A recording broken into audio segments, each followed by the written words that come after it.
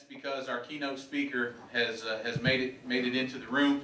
And if everyone would please give a very warm welcome to former Charlotte Mayor Pat McCrory, candidate for governor in 2012.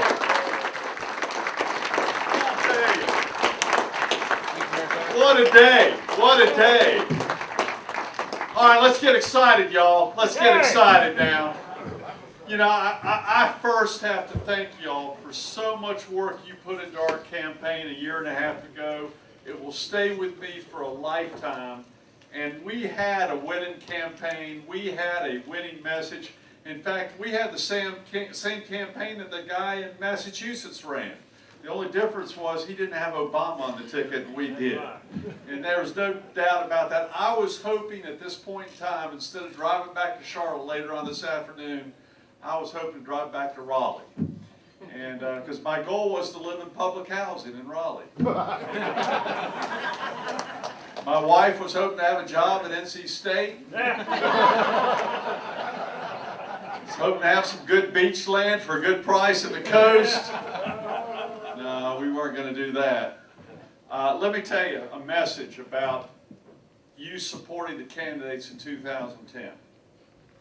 I think there are 4 or 5 issues that if you're running for city council, if you're running for county commission, if you're running for state legislature, if you're running for the U.S. Congress and the U.S. Senate, I think there are 4 or 5 winning issues for us Republicans, no matter what the office is, that separates us from the Democratic leadership of today. And let me also warn you this. We can't depend upon the Democrats just doing a bad job to win. We've got to offer viable solutions and be an alternative to the Democrats to win. Do you agree with me? Yes, sir. Yeah. By the way, they're helping us a lot right now. They're screwing up pretty badly. But we can't depend upon just that. The voters want more than just an alternative to bad leadership. They want good leadership. And these are the 5 issues I want y'all to talk about. The first one is, I'm going to let you answer the question. What's the #1 issue in America right now? Jobs. Jobs. Well, this is the difference between Republicans and Democrats right now. You see, it's really not jobs.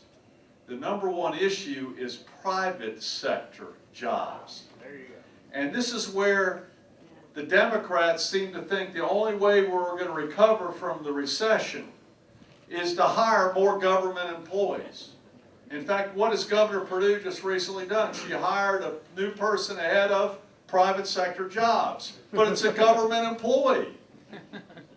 That's not the way we're going to get out of the recession. The Republicans believe the only way we're going to get out of this recession is not through the public sector, it's going to be through the private sector.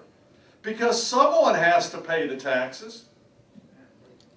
So the thing we ought to be talking about as Republicans is we want to rebuild private sector jobs. Because if we continue to have an economy in every county in North Carolina and every state where there are more government jobs than private sector jobs, anyone who takes Economics 101 right here at Mars Hill knows the numbers do not add up that way.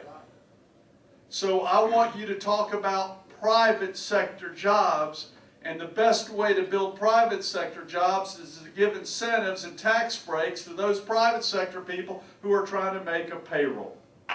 It's not to create more government jobs. 90% of the stimulus package went to basically the operations of local, state, and federal government.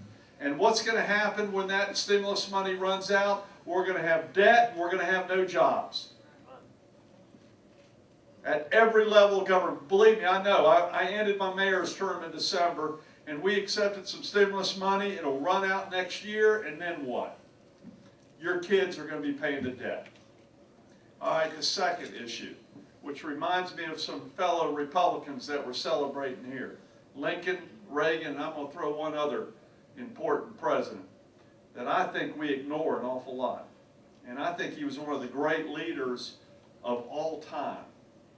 That is a guy named Dwight David Eisenhower. We don't talk about him as Republicans. I don't know why. He's the Supreme Allied Commander. He was a great president of the United States for 8 years. And the second issue I want to talk about, which I do believe, I'm not a libertarian, I do believe there is a role for government, and the number one, there are two roles of government that I think are important. One is, being a mayor, is we are responsible for the basic infrastructure. We build the highways. We build the water sewer systems. At times we build the dams between us and the utilities. There is a role for government in building infrastructure. We fill the potholes some of the time. Not lately. Not lately. And I think of Dwight David Eisenhower, one of the great things he did during his 8 years of presidency is what? The interstate highway system. He believed there was a role for government. And he built an interstate highway system that connected the East Coast with the West Coast and all the cities and rural areas in between. And that helped rebuild an economy after World War II ended. And and then that was done by debt, but the next generation benefited from that debt. The next generation paid for that debt, but they still used the highways. Now, what are we doing with the stimulus package right now? 10% of the money is going toward infrastructure. 10% of the money, and even that is little pieces of infrastructure, in which 5 years from now we'll go, where did all that money go? And no one will know, because everyone's getting a little bite of the apple to satisfy short-term concerns. The economy does not work that way. You know, Roosevelt, to his credit, he built dams. Eisenhower built highways. We're filling potholes that last about a year. With stimulus money, that's for every dollar, it's going to cost $1.80 to pay back that money. The math does not work.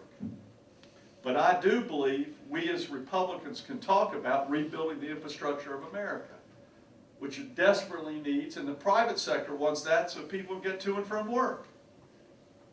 The third issue, what is the most important role of government, whether it be at the local, state, or federal level? I'm testing you. Instead of me giving a speech, I'm testing you. Protection. Protecting us, security, public safety. That is the number one role of government, is to protect us. That's one of the reasons I proudly pay my taxes, is because I know it's going to a police officer, a firefighter, it's going to a member of the military, or state highway patrol officer. I have no problem with that whatsoever, because they're supposed to protect our family and protect our country. And whether you're a local, state, or federal government, that could be an issue for Republicans, but because for whatever reasons, Democrats don't like to put criminals in jail. They're fighting it. They still won't fund the probation system. It hasn't changed at all in a year. They need their votes back. They need. Right now we have a president who's tentatively now mentioning the word terrorism for the first time. We're trying terrorists who come from other countries and try to blow up our planes. We're trying them as though they're criminals. They're not criminals, they're terrorists. And we ought to be trying them in a military jail or court, not in New York City. This is what separates us from our loyal opposition party, and it is loyal. I'm not going to cut them down. We just strongly disagree. And I think the American people are with us on issues of public safety and making sure we have enough jails to deal with it. If we arrest the person the first time or the second time or the third time, they need to spend some time in jail. And by the way, in jail, if they need drug rehab, I want to help them. I want to help them with their problem. I want to help them learn a skill while in jail. I want to help them learn how to read if they need education while in jail. But they need to be off the streets if they're breaking into your houses, or if they're stealing your car, if they're committing much more serious crimes. Right now, what are we doing in North Carolina? We're closing down jails. They're forgetting the number one role of government is to protect us. So think about that issue.